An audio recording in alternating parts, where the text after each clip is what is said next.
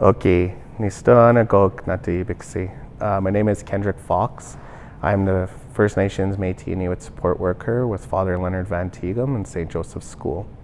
My Blackfoot name, Natibiksi, translates to Holy Hitter. The name was given to me when I was a year old. My great-grandfather, an elder and traditional knowledge keeper, and pretty much a protector of our Blackfoot culture, Mukakin.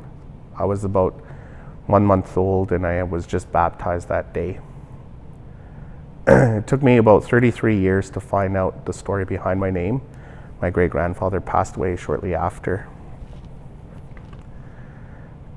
And it's that searching of knowledge, traditional knowledge, that has always been a big part of my life. Walking in two worlds, being able to practice traditional knowledge and living in today's society, Western society, and being able to balance them out equally. That is kind of one of the big things when dealing with First Nations.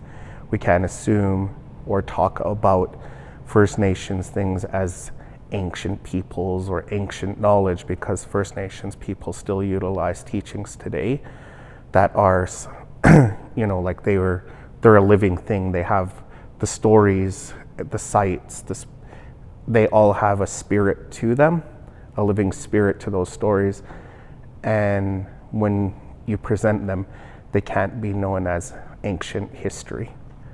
The big one that I like to touch on when I teach students within Holy Spirit is going through what I call a seasonal round. So this is a big teaching where it touches on landmarks within the traditional Blackfoot territory that has the stories and the spirit within our landmarks, within each river, each hill, mountain, all within Alberta, Saskatchewan, and Montana. An example that would be a place that we call Moto Geeks. It was a site.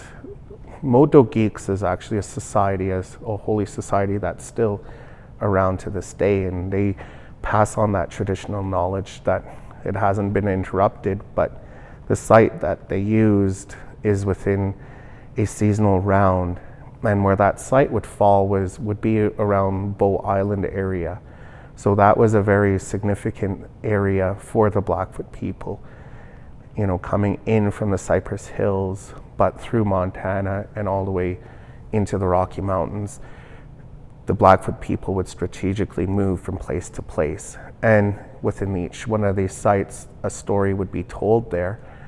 And I guess people would have to relate. So this is one of the big things for Blackfoot students learning is that knowledge passed down. And I guess personally, it's one of my biggest land acknowledgements that I use when I would call it #land back. It's not a physical taking and owning of the land, but it's more or less being able to practice my traditional values within the spaces of my ancestors and my grandparents.